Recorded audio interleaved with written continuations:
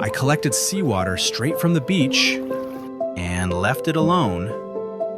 A few days later, things started showing up. A snail, strange worms, tiny crustaceans, and creatures I still can't identify. All of them living inside a single glass jar. So, come along with me and let's see how this tiny ecosystem grows, what survives, and what surprises us along the way. I've been keeping freshwater aquariums for years. I understand the nitrogen cycle. My plants practically grow themselves. And my fish are pretty happy. So yeah, I thought I had this figured out. But today things changed. My wife loves the ocean. And today, she finally said it. I want a piece of the ocean at home. So here's the problem. We don't have space for a saltwater tank. So I came up with a solution. A small saltwater jar right next to Phoenix's bowl. Yeah, a tiny saltwater world in a glass jar. But then she added one condition. No stores, no shortcuts. Everything, the water, the sand, and the life has to come straight from the ocean. At first, I was a little hesitant, but then I realized this might actually be the perfect opportunity to document ocean life inside something as small as a jar. So, I said yes. But going from a controlled 20-gallon planted ecosystem to a glass jar filled with wild ocean water, that feels a bit like walking a tightrope. Can life really be sustained in just a couple liters of salt water? We're in Miami. Traffic. Okay, here we go again. Well, we're in Miami, so the ocean is basically our backyard. Well, not literally, I wish. But it's only about 15 minutes away. So today, we're going to the beach. Not to vacation, but to collect our next ecosystem. Welcome to Crandon Park. This is where we're collecting our ocean jar. At Crandon Park Beach, we were already finding all kinds of sea life, and that felt like a really good sign for what we were trying to build. Not long after getting to the beach, we came across a spotted sea hare stranded in the sand, and immediately my wife started digging around it with her foot to free it.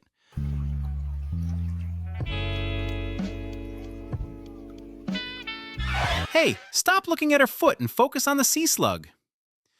Eventually, she managed to free it, and just like that, the waves carried it back into the ocean. All right, now let's actually do what we came here for. So I added some sand into the jar, along with a bit of algae I found nearby. And then I filled the jar with ocean water. And just like that, we were officially taking a tiny piece of the ocean home. Once we got home, I placed the jar right next to Phoenix's bowl. And honestly, I kind of forgot about it for 2 days. But that turned out to be a mistake.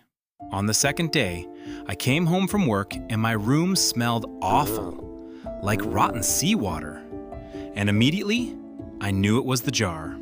So I quickly added an air stone and a light, hoping there was still something alive in there. I finally figured out where the smell was coming from. 2 tiny sargassum shrimp had died and I hadn't even noticed they were there. But the interesting part was, there were already tiny little creatures feeding on them. So maybe the jar was actually capable of supporting life after all. Days later, I came back to check on the decomposing shrimp and all the tiny creatures feeding on them. And that's when I noticed something stuck to the glass. A white creature, almost perfectly round, and honestly, I got really excited. It was the first larger creature I'd seen living inside the jar. Turns out, it was a white bubble snail. These little snails are mostly built for life in the sand, but this one, for some reason, maybe curiosity, seemed way more interested in exploring the jar than hiding in the substrate. I wanted to name it Turbo, but my wife liked the name Pearl more. And since this whole jar was basically made for her, I guess Pearl it is. Fast forward 15 days, the amount of life in the jar had increased a lot. You could tell the ecosystem was really starting to form. I was seeing all kinds of new little creatures, tiny worms, copepods, and even some orange copepods. And then I noticed something moving in between the algae. This tiny creature was moving side to side. If I speed up the footage, it honestly looks like a tiny angry guy screaming at the world. But I think it was actually hunting something. Maybe an unlucky copepod. Or something even smaller. Like this thing's. There's probably a whole world of tiny creatures in here, doing things I can't even see with the naked eye. In a closed ecosystem like this, these tiny creatures are basically at the very bottom of the food chain, which also means they're food for pretty much any micropredator living in here. Now, coming back to our little screamer friend. Dude, relax. It looks like some kind of flatworm from Florida coastal waters. I tried looking it up, but I couldn't really find an exact match. So if any of you know what this thing is, let me know in the comments. But when I looked again, the worm was moving through the algae, still doing its weird little movements. Eventually, it made its way onto the glass. So I figured that would probably make it easier for you guys to get a better look at it, and maybe identify what it actually is. So I'll zoom in a little, so you guys can get a better look at it.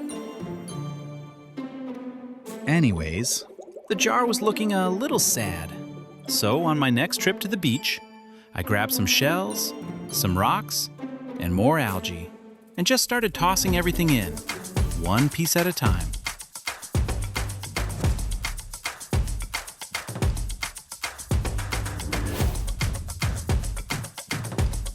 All of the commotion must have caught Turbo's attention. I mean, Pearl's attention. She came out from wherever she was hiding and immediately started checking everything out. Kind of like when someone rearranges the furniture and you have to inspect the whole house again. Ouch! That must have hurt. Pearl just fell from the side of the jar all the way to the bottom. Then again, she does have a hard calcium carbonate shell, so maybe she didn't even notice. Either way, that fall definitely wasn't going to stop her inspection. And apparently, Pearl wasn't a fan of my interior decorating. She crawled right over to this shell. At first, I thought she was just going to check it out, but instead, she reached into the opening and pulled out a much smaller shell that was hiding inside. Yeah, apparently that one had to go. She just grabbed it and carried it away, like she was cleaning up the place. I kept looking around, and then I spotted this little guy crawling across the glass. My guess is he came in with the rocks, the algae, or one of the shells I collected on my last trip to the beach. That made me pretty happy, because it meant Pearl wasn't the only larger creature making the jar its new home. From what I could find, it looks like a fleshy keyhole limpet, and apparently, they're pretty common along Florida's coast. This little guy, or girl, is a herbivore, and judging by the amount of microalgae growing in here, I don't think it's going to run out of food anytime soon. Oh, look who's back! It's our little flatworm friend.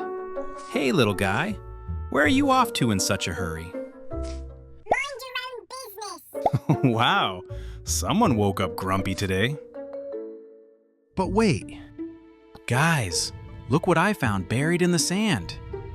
At first, I thought it was just another empty shell. But then, it moved. This is a broad-ribbed cardita clam. Take a look at those little fleshy flaps around the opening. They're actually its tentacles. They help keep sand and debris out while also sensing what's in the water. And at the same time, it's quietly filtering tiny food particles from the current. Pretty amazing. Especially considering most people would probably walk right past it without ever noticing it was alive. Well, our little friend just closed its shell, so I guess it doesn't want to be bothered. Then we went on vacation for 3 weeks. When we got back, the jar had completely changed. It was covered in algae and a layer of bacteria that barely let any light through. The ecosystem itself was doing just fine. If anything, it was thriving. But my wife, yeah, she wasn't exactly thrilled with how her jar looked.